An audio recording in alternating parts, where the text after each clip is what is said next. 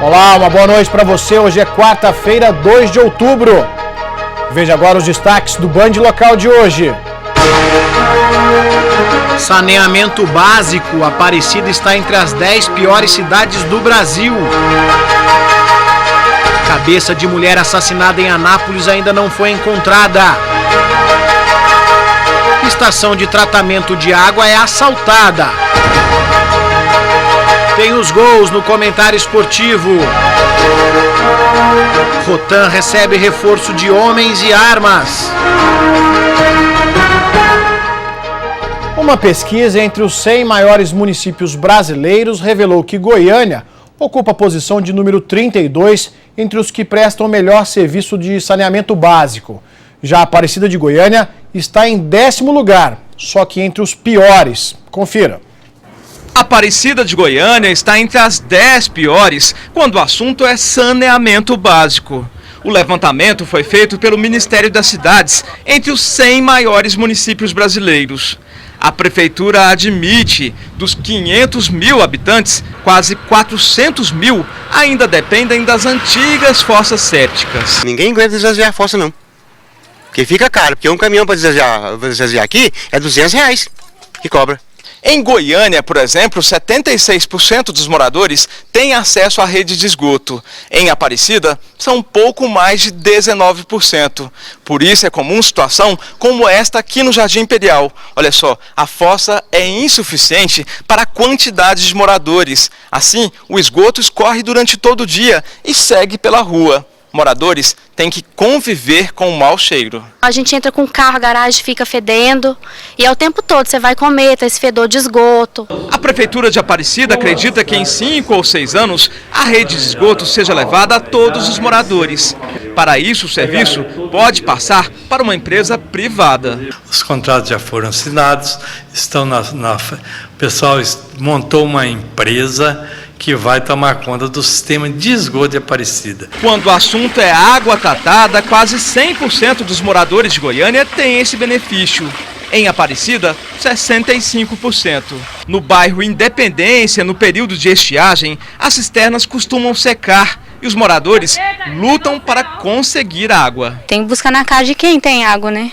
O pior é quando fossas e cisternas ficam abertas em lotes vagos. Olha só a profundidade dessa aqui. Passa muita criança, tanto vindo de casa para a escola, como da escola para casa, passa dali, passa de cá. Então aqui fica muito perigoso para eles, porque isso aí é fundo. Já pensou se cai uma criança aí dentro? Mais de 50 quilos de maconha e pasta base de cocaína foram apreendidos agora à tarde na região metropolitana. A droga estava escondida dentro de um tambor enterrado no quintal de uma casa. A droga foi encontrada neste endereço aí, Rua Henrique Ernesto Veiga Jardim, Parque Industrial Santo Antônio. É muita droga. 50 quilos de droga, tem 50 quilos de maconha e ali 6 tabletes de pasta base de cocaína. Essa droga estava dentro deste tambor. Antes, eles tentaram enterrar a droga junto a este pé de abacate, onde vocês estão vendo este buraco aí. 2 mulheres são acusadas de tráfico de drogas. A principal acusada é esta aí, a Jéssica de Souza, 23 anos. Ela acusa o irmão de ser o dono da droga. A outra acusada é esta aí, a Leidiane Alves, 20 anos. Ela está aqui na casa, segundo ela, não tem nada a ver com isso, ela está com a criança, mas as duas vão ser encaminhadas para o DP aqui em Aparecida de Goiânia. Todo o indumentário aí utilizado para a realização do tráfico, né, a balança de precisão, né, a prensa, né, instrumentos aí utilizados para prensar a droga, as malas que são utilizadas para transporte dessa droga foram encontradas aí juntamente com o produto ilícito aí. Os professores das escolas municipais de Goiânia estão em greve há uma semana, sem previsão de voltar ao trabalho, mesmo com a greve considerada ilegal pela Justiça. Hoje eles foram à Câmara de Vereadores pedir apoio. Um projeto que beneficia a categoria está em votação. Hoje a greve dos professores completou uma semana e a categoria foi à Câmara Municipal pressionar os vereadores. Para tentar amenizar a situação com a classe, o governo municipal reagiu. Enviou para a Câmara um projeto que prevê gratificação para profissionais da educação. A matéria deverá ser enviada à Comissão de Constituição e Justiça antes de ser votada em plenário. Só tem direito à regência, e é claro, óbvio isso, quem está na sala de aula. É a maior das gratificações para quem trabalha com educação, ou seja, ganha mais quem está na sala de aula. A votação do projeto de difícil acesso dos professores, um dos pontos reivindicados pela categoria, não estava na pauta de hoje. O que nós desejamos é que o auxílio locomoção seja no valor atual, de R$ 319, não de R$ 200 como eles estão pretendendo. Além disso, que não seja apenas para professores efetivos, como eles estão fazendo, né? Mas que seja para toda a categoria. Mas os trabalhadores da educação não pedem apenas o aumento do valor pago ao difícil acesso. Os professores cobram melhores condições de trabalho. As instituições estão precárias, os CMEs principalmente. Para você ter uma ideia, na rede municipal a gente tem CMEs hoje, em pleno século XXI, que ainda tem estrutura de placa. E os meninos, eles praticamente são assados vivos ali dentro, quando vão dormir, né? Enquanto nada se resolve, a Escola Municipal Manuel José de Oliveira, no setor Bueno, é só mais um exemplo das centenas espalhadas em Goiânia que permanecem assim, de portas fechadas para os alunos. E os policiais civis também em greve se reuniram agora à tarde e decidiram que vão continuar de braços cruzados. Segundo o presidente do sindicato, a categoria deve receber uma proposta do governo ainda esta semana. Devido ao avanço das negociações, na segunda-feira está marcada uma nova assembleia, onde os grevistas devem votar se colocam fim ou não à greve. E olha só, viajar de um estado para o outro vai ficar mais caro a partir de amanhã. O repórter Silas Santos tem as informações. Boa noite, Silas. Muito boa noite, Magnete. O aumento, que é de 6,98%, não vale apenas para trajetos interestaduais, mas também para viagens internacionais, desde que sejam com distância superior a 75 quilômetros. Para chegar a esse índice de reajuste, a ANTT, Agência Nacional de Transportes Terrestres, levou em conta o aumento do preço do óleo diesel e também índices nacionais que medem preço ao consumidor, a inflação, como o INPC. Bagnete. Obrigado, Silas. Imagens de segurança registraram a morte de um jovem que caiu em uma emboscada. Veja no resumo policial. As imagens do circuito de segurança de um comércio mostram Rodrigo Silva Pires, de 22 anos, conversando com um rapaz de camiseta vermelha. Os dois estavam em frente a uma panificadora no setor leste Vila Nova. De repente, duas pessoas chegam atirando. Rodrigo cai. A pessoa que conversava com ele não foi atingida e corre no mesmo sentido dos outros dois homens. Carlos Eduardo de Oliveira foi morto no Parque Ateneu, em Goiânia. De acordo com a polícia, a vítima era usuária de droga e tinha passagens criminais. Gustavo Henrique Barreto de Jesus foi assassinado com uma facada no pescoço no bairro Lourdes, em Anápolis. O suspeito do crime é Lucas Pereira dos Santos. Lucas disse à polícia que Gustavo teria roubado um celular dele dias antes. Um tiro certeiro na cabeça matou Rafael Luiz Bernardes. O homicídio aconteceu no Parque Primavera, em Anápolis. A polícia não sabe as causas do assassinato. E você vai ver no próximo bloco, o horário do comércio em Aparecida pode ser ampliado e trio é preso com material de pesca roubado.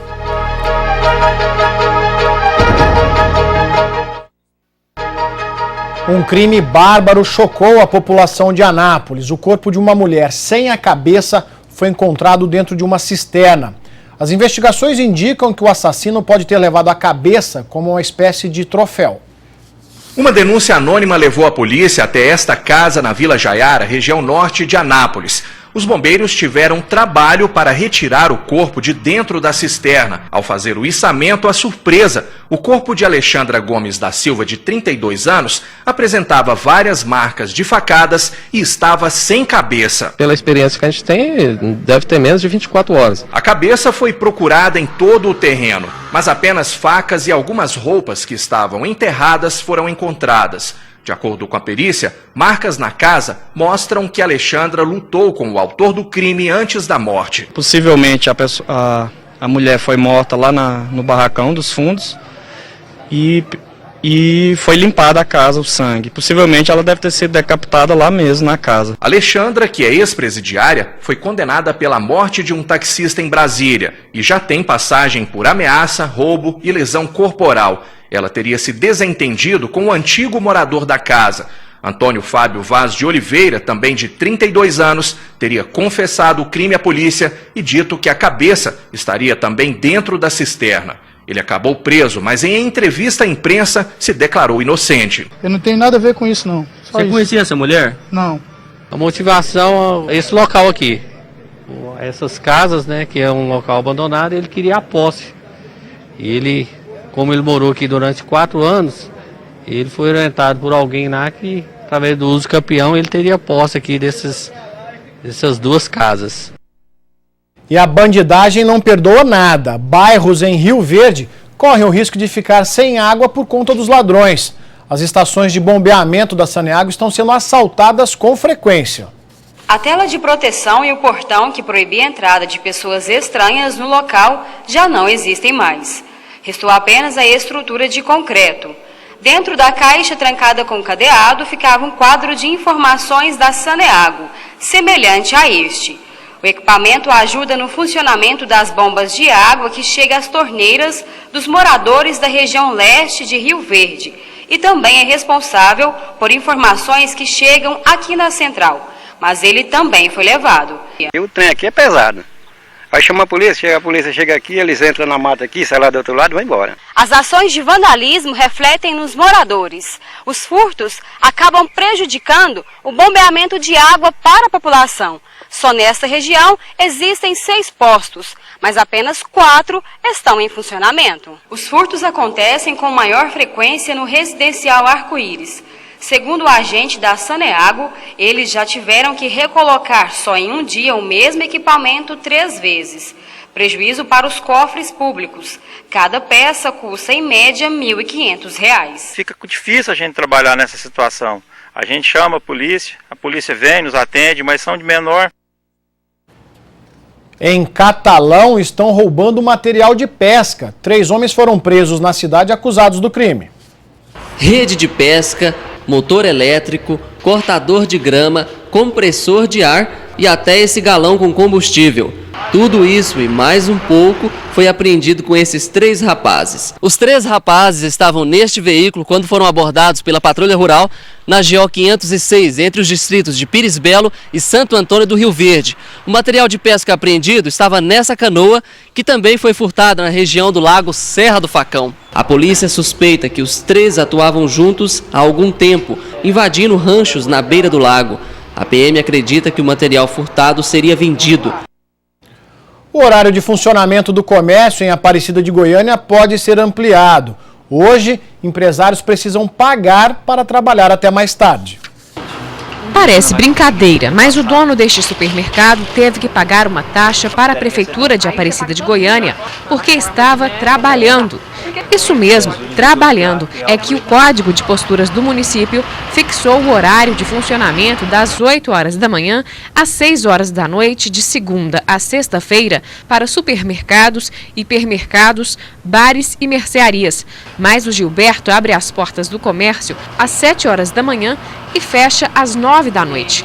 Pelas horas a mais, ele pagou R$ 550 no ano passado. Tem uma carga tributária muito alta e buscando mais essas taxas, que elas dificulta muito mais para nós trabalhar e também gerar mais emprego. A cobrança da taxa é baseada na unidade de valor fiscal de Aparecida de Goiânia e considera o número de funcionários do estabelecimento.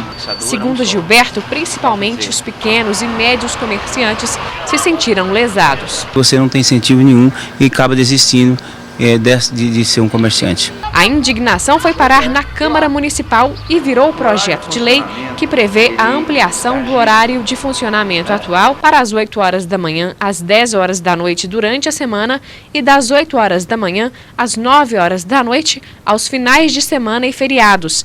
A proposta já foi aprovada na casa.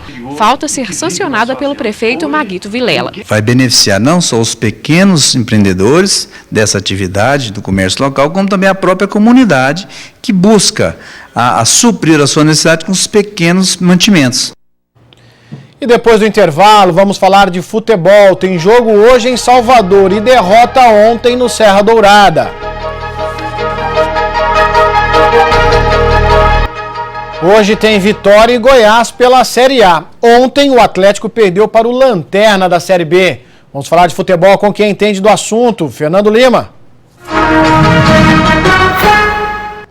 Olá, muito boa noite. Pois é, a tão esperada reação do Atlético não veio. Olha que a torcida do Atlético fez a parte dela, com o ingresso praticamente de graça, quase 4 mil pessoas, o melhor público do Atlético no Serra Dourada na Série B. A gente vai mostrar para você aí o gol da vitória do ABC, 1-0, quando a defesa do Atlético fez linha de impedimento. Não estava impedido não, e o Júnior Timbó marcou o único gol da partida, ABC 1-0 no Atlético.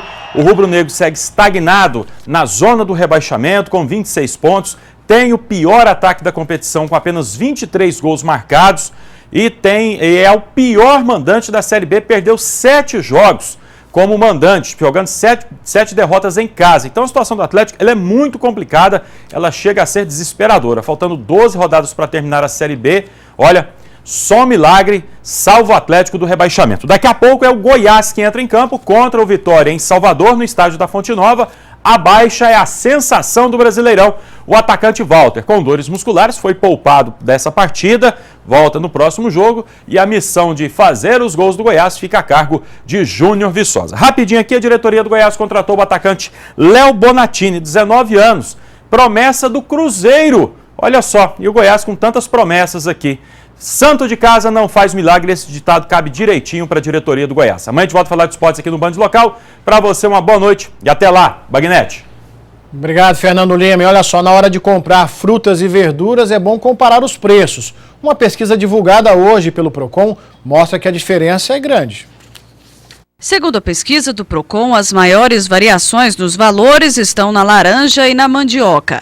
O quilo da laranja foi encontrado a R$ 1,20 nos verdurões, enquanto na Feira Livre a R$ 2,58. A mandioca variou de R$ 1,78 a R$ 2,43. O tomate, considerado o vilão da inflação em meses anteriores, desta vez foi encontrado a R$ 2,18 em feiras livres e R$ 2,25 nos verdurões, 3% de variação.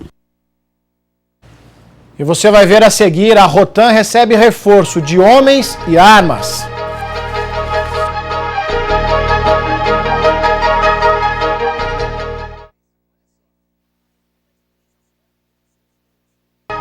Um homem teve 80% do corpo queimado em um posto de gasolina desativado no setor aeroporto aqui na capital.